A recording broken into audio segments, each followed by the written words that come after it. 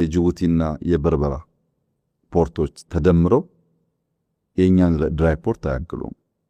ታደሰ ዝባል ወልቀ ሰብ ዲዩ ቻሌንጅ ከገብርስ ትግራይ ቻሌንጅ ክትገብር ዊልሲ ስለዚህ እንተ ዘይለውን ወሪድ እንዲሁ ነዋር ከተማ መቀለ እዩ ጀነራል ታደሰ ወሪድ ከዓ ኻይሎም እዮም ተነጊረ ብሱ ብጉልበት እዩ ኣይወረድኩን ዝብል ዘሎ ምንም ዘመሓድሮ ነገር እውን የብሉ ነዋር ከተማ መቀለ እዩ ከማይ ማለት እዩ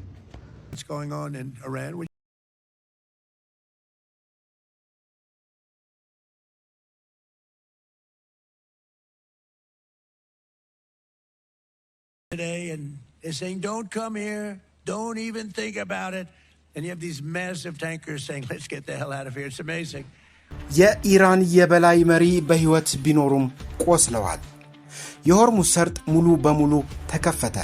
የኢራን እስላማዊ አብዮት ዘብ ማስጠንቀቂያ ሰጥቷል። የኢራንን ዩራኒየም እንወስደዋለን ሲሉ ትራምፕ መናገራቸውንና እነዚህንና ሌሎች በዕለቱ ከተሰሙ መረጃዎች ውስጥ የመራረጥናቸውን ይዘን ተገኝተናል። እስከ ፍጻሜው አብራችሁን ቆዩ።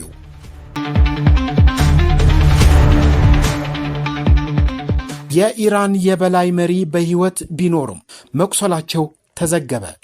አዲሱ የኢራን የበላይ መሪ አያቶላ ሞጅታባ ካሚኒ በህይወት ቢኖርም ቆስለዋል እንዲሁም አካላቸው ተጎድቷል ሲሉ የአሜሪካ መከላከያ ሚኒስቴር ፒት ሄግሴስ ስለ ኢራን ጦርነት ወቅታዊ መረጃ ሲሰጡ ተናግረዋል። የቀድሞ የበላይ መሪ የአያቶላ አሊ ኻሜኒ ልጅ ሞጅታባ ኻሜኒ ከኢራን ጋር ጦርነት እንዲቀሰቀስ ምክንያት በሆነው የመጀመሪያው የአሜሪካና እስራኤል ጥቃት መቁሰላቸውን ተዘግቧል። ይሄው ጥቃት አዛውንቱን ኻሜኒን የገደለ ሲሆን የአዲሱን የበላይ መሪ ባለቤትና በርካታ የቤተሰብ አባላትንም ሳይገድል እንዳልቀረ ይነገራል። ሞጅታባ ኻሜኒ ከዚያ ጊዜ ጀምሮ በአደባባይ ያልታዩ ሲሆን ስለ ጤና ሁኔታቸው የሚወጡ ዘገባዎችም የተለያዩ ናቸው። ሄግሴስ ስለ መሪው ሁኔታ ከጋዜጠኞች ለቀረበላቸው ጥያቄ ሲመልሱ አሁን ላይ ከርሳቸው ብዙም የሚሰማ ነገር የለም፣ ይህም የሚጠበቅ ነው። ከፍተኛ ፍርሃት አለ። በሕይወት እንዳሉ ቢታመንም ቆስለዋል፣ እንዲሁም አካላቸው ተጎድቷል። ሁኔታው ያው ነው ሲሉ ተደምጠዋል። ሄግሴስ ባለፈው መጋቢት ወር ላይ እንደተናገሩት ከሆነ አዲሱ የኢራን የበላይ መሪ በጦርነቱ መጀመሪያ ላይ በደረሰባቸው ጉዳት ምክንያት በመፍራት በመቁሰልና በመሸሸግ ላይ እንደሚገኙ ገልጸው ነበር።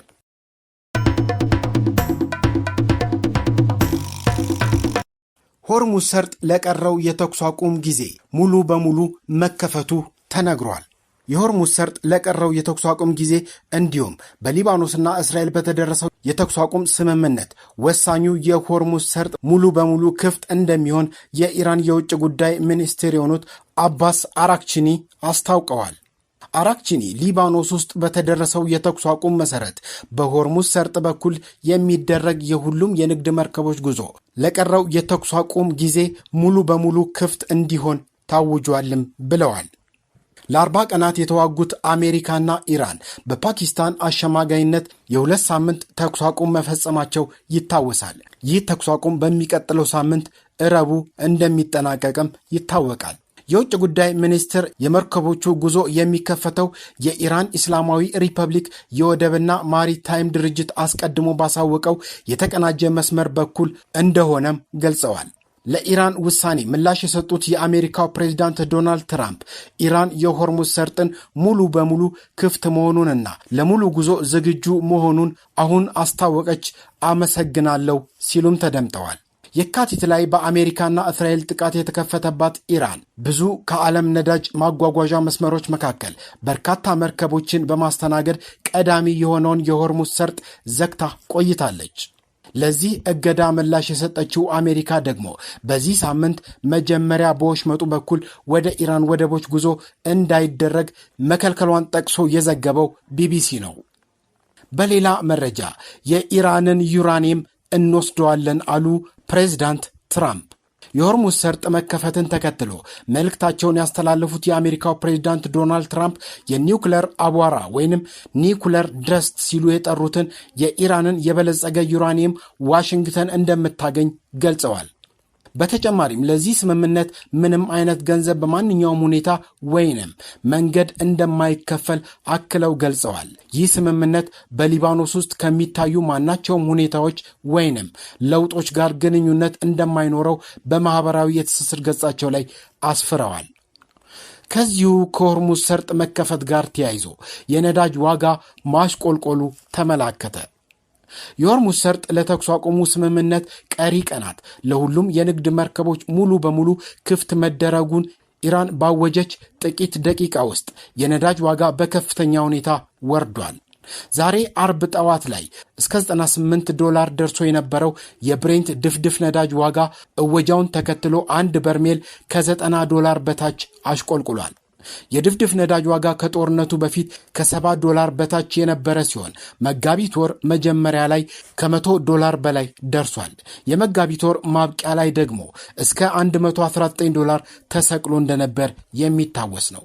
አሁን የሆርሙዝ ሰርጥ ለንግድ መርከቦች ሙሉ በሙሉ ክፍት መደረጉን ኢራን በማወጇ ዋጋው በአንድ ቀን ከ$98 10% ቀንሶ ከ$90 በታች ሆኗል።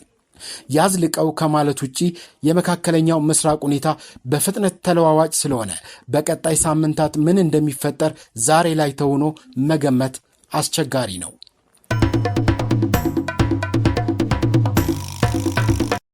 እስራኤልና ሊባኖስ የተኩስ አቁም ስምምነት ላይ ሲደርሱ የአሜሪካና ኢራን ድርድርም ተስፋ እንዳለው ፍንጭ ተሰጠ። በእስራኤልና በሊባኖስ መካከል ለ10 ቀናት የሚቆይ የተኩስ አቁም ስምምነት መታወጁን ተከትሎ በሊባኖስ ውስጥ ደስታን ፈጥሯል። የአሜሪካው የውጭ ጉዳይ ሚኒስትር ስምምነቱ ተግባራዊ መደረግ ጀምሯል ያለ ሲሆን የተኩስ አቁሙ የታወጀው በእስራኤልና በሊባኖስ ባለስልጣናት መካከል በሁለቱ ሀገራት ዘላቂ የሰላምና የደህንነት ስምምነት ላይ ለመደራደር እድል ለመስጠትም ያመቻልም ተብሏል። የአሜሪካው ፕሬዝዳንት ዶናልድ ትራምፕ ከኢራን ጋር ያለውን ጦርነት ለማቆም የሚደረገው ስምምነት በጣም መቃረቡን በድጋሚ የገለጹ ሲሆን ከቴህራን ጋር የሚደረግ ንግግር ምናልባትም በዚህ ሳምንት መጨረሻ በፓኪስታን መዲና ኢስላማባድ ሊቀጥል እንደሚችል ፍንጭ መስጠታቸውን አልጀዚራ ዘግቧል። ከትናንት ሐሙስ ምሽት ጀምሮ ተግባራዊ የተደረገው የተኩስ አቁም ስምምነት ለወራት በቀጠናው የነገሰውን ከፍተኛ ውጥረትና ጦርነት ለጊዜውም ቢሆን ፋታ እንዲያገኝ አድርጎታልም ተብሏል። ፕሬዚዳንት ዶናልድ ትራምፕ ከእስራኤል ጠቅላይ ሚኒስትር ቤንያሚን ኔታንያሁምና ከሊባኖሱ ፕሬዚዳንት ጆሴፍ ኦውን ጋር በስልክ መወያየታቸውን የዘገበው ሮይተርስ ደግሞ ሁለቱም ወገኖች ሰላምን ለማስፈን ቁርጠኝነት ማሳየታቸውን መግለጻቸውን አመልክቷል። የእስራኤሉ ጠቅላይ ሚኒስትር ቤንያሚን ኔታንያሁም በስምምነቱ ዙሪያ ንግግር ያደረጉ ሲሆን ስምምነቱ እስራኤልን ከተደገነባት ስጋት የሚታደግና ለረጅም ጊዜ የሰላም በር የሚከፍት መሆኑን ገልጸዋል። ሆኖም እስራኤል በደቡብ ሊባኖስ ድንበር ላይ የ10 ኪሎ ሜትር የደህንነት ቀጠና ይዛ እንደምትቆይና ማንኛውንም የሂዝቦላ ትንኮሳ በዝምታ እንደማትመለከት አስጠንቅቀዋል። የእስራኤል ጠላቶች ወዳጅ እንደሆኑ የሚነገረውና የስምምነቱ አካል የሆነው ሂዝቦላ እስራኤል ጥቃቷን እስካቆመች ድረስ የተኩስ አቁሙን እንደሚያከብር ቢገልጽም በሊባኖስ ሉዓላዊነት ላይ የሚደረግ ማንኛውንም ጣልቃ ገብነት እንደማይቀበል ግን በድጋሚ አስታውቋል። ይህም በዋሽንግተንና በቴህራን መካከል ሊደረግ ለታሰበው ሰፊ የሰላም ድርድር እንደ መንደርደሪያ ተደርጎ ተወስዷል። ዘገባው አክሎም በመሬት ላይ ያለው ሁኔታ ጥሩ ያልነበረና የተኩስ አቁሙ ተግባራዊ ከመሆኑ ጥቂት ሰዓታት ቀደም ብሎ በቤሩትና በሰሜናዊ እስራኤል በኩል ከፍተኛ የሮኬትና የአየር ጥቃት ሲካሄድ እንደቆየ ጠቅሷል። ስምምነቱ በይፋ ከጸና በኋላ ደግሞ በሊባኖስ ዋና ከተማ ነዋሪዎች ወደ አደባባይ በመውጣት ደስታቸውን የገለጹ ሲሆን የሊባኖስ ጦር ተፈናቃይ ዜጎች ወደ ቀያቸው ሲመለሱ ጥንቃቄ እንዲያደርጉ መክሯል። ጦሩ ምክንያቱን ሲያስቀምጥ እስራኤል አሁንም ድረስ በደቡባዊ ሊባኖስ አንዳንድ አካባቢዎች ወታደራዊ እንቅስቃሴ እያደረገች በመሆኑ ነው ብሏል። በቀጣይ ቀናት ሁለቱ ወገኖች ለቋሚ የሰላም ስምምነት ላይ ለመወያየት ወደ ዋሽንግተን ዲሲ ያመራሉ ተብሎ ይጠበቃል። ይህ የተኩስ አቁም ስምምነት እንደ ስኬታማ ሙከራ የሚታይ ነው የተባለ ሲሆን ውጤቱ በቀጣዩ ሳምንት በሚካሄደው የሰላም ጉባኤ ላይ የሚወሰንም ይሆናል። የኢራን ኢስላማዊ አብዮት ዘብ ማስጠንቀቂያ ሰጠ። የኢራን እስላማዊ አብዮት ዘብ እስራኤልና አሜሪካ የተኩስ አቁም ስምምነቱን ከጣሱ አፋጣኝ እርምጃ እንደሚወስድ በጥብቅ አስጠንቅቋል። ጦሩ ነገ የሚከበረውን የኢራን የመከላከያ ሰራዊት ቀን አስመልክቶ ዛሬ ባወጣው መግለጫ ማንኛውም ወታደራዊ ስጋት፣ አውዳሚና ገዳይ ጥቃቶችን ለመቋቋም ዝግጁ ነን ሲል በአጽንኦት ገልጿል። በአሜሪካና ኢራን መካከል እንደ አውሮፓውያን አቆጣጠር በሚያዝያ 8 ቀን 2026 የተደረሰውን የተኩስ አቁም ስምምነት የፊታችን መጋቢት 22 ቀን 2026 እንደሚያበቃ ይታወቃል። ከተኩስ አቁሙ ስምምነት በኋላ የአሜሪካው ፕሬዝዳንት ዶናልድ ትራምፕ ወደ ኢራን ወደቦች የሚገቡና የሚወጡ መርከቦችን ማገዳቸውን ተከትሎ የተኩስ አቁም ስምምነቱ እክል እንዳጋጠመው እያሰጋ ነው።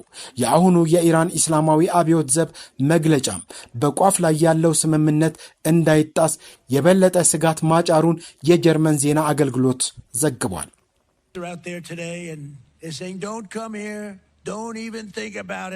And you have these massive tankers saying, let's get the hell out of here. It's amazing. No, he cares about himself, my friend. Okay, but let's focus on the G. ዛሬም እንላለን ሰላም ለሀገራችን፣ ሰላም ለምድራችን።